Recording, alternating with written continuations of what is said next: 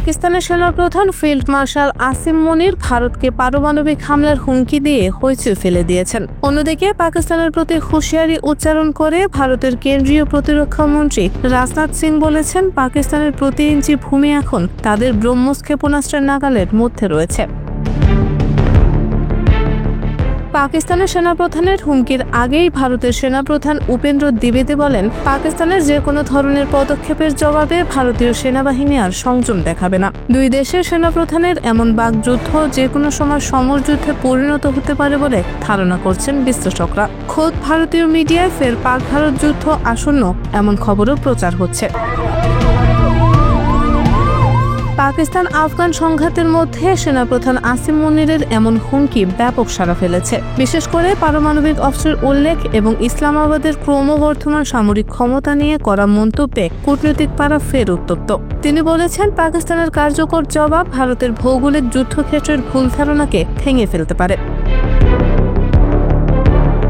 কাকুলে Pakistan military একাডেমিতে ভাষণে মুনির দাবি করেন, পারমাণবিক পরিবেশের যুদ্ধের কোনো স্থান নেই। কিন্তু পরের বাক্যে তিনি সতর্ক করে দেন, ছোটখাটো উস্কানিতেও পাকিস্তানের কাছ থেকে জবাব আসতে পারে। সেই জবাব অনুপাতের বাইরে প্রতিক্রিয়া ডেকে আনবে। তিনি বলেন, যদি নতুন করে শত্রুতা তৈরি হয় তাহলে পাকিস্তান উদ্যোগীদের প্রত্যাশার চেয়ে অনেক বেশি প্রতিক্রিয়া জানাবে। আমাদের যুদ্ধের সক্ষমতা বেড়েছে, আমাদের অস্ত্র ব্যবস্থার নাগাল এবং প্রাণঘাতিতা ভারতের ভৌগোলিক বিশালতার ভুল ধারণাকে ভেঙে ফেলবে।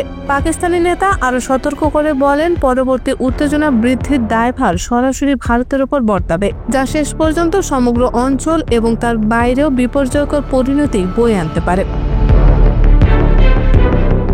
প্রসঙ্গত, সম্প্রতি ভারতের প্রতিরক্ষা মন্ত্রী রাজনাথ সিং বলেন, সীমান্তে কোনো রকম দুঃসাহস দেখালে তার প্রতিক্রিয়ায় পাকিস্তানের ইতিহাস ও ভূগোল বদলে যেতে পারে। সেই রেশ কাটতে না কাটতে দেশটির সেনাবাহিনীর chief of army staff general Upendra দ্বিবেদী বলেন, পাকিস্তানের যে কোনো ধরনের পদক্ষেপের জবাবে ভারতের সেনাবাহিনী আর সংযম দেখাবে না। এর প্রতিক্রিয়ায় পাকিস্তানের পক্ষ থেকে একের পর এক হুমকি আসছে। অক্টোবরের শুরুতে পাকিস্তানের সেনাবাহিনী বলেছে, ভবিষ্যৎ ভারত পাকিস্তান সংঘাত ভয়াবহ ধ্বংসযজ্ঞ ডেকে আনবে। আর পাকিস্তানের প্রতিরক্ষা মন্ত্রী খাজা আসিফ বলেছেন, এবার ভারতকে তাদের যুদ্ধ বিমানের ধ্বংসাবশেষের নিচেই কবর দেওয়া হবে। পাল্টাপাল্টি এমন হুমকিতে আঞ্চলিক উত্তেজনা বেড়েই চলেছে। পাক ভারতের এই বাকযুদ্ধ যেমন থামছেই না, তেমনি ফের আক্রমণ পাল্টা আক্রমণের ইঙ্গিতও স্পষ্ট হচ্ছে। পাকিস্তান আফগানিস্তান উত্তেজনা এখনো কমেনি, বরং আরো বাড়তে পারে বলে ধারণা করছেন আন্তর্জাতিক বিশ্লেষকরা।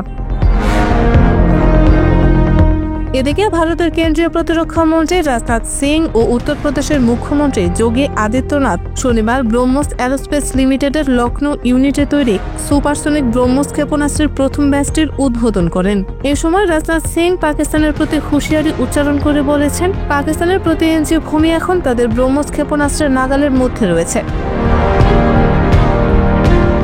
তিনি অপারেশন সিঁদুরের কথা উল্লেখ করে বলেন, এই ক্ষেপণাস্ত্র তার প্রযুক্তিগত শ্রেষ্ঠত্ব প্রমাণ করেছে এবং বিশ্বজুড়ে ভারতের প্রতিরক্ষা ব্যবস্থার বিশ্বাসযোগ্যতাকে সুদৃঢ় করেছে।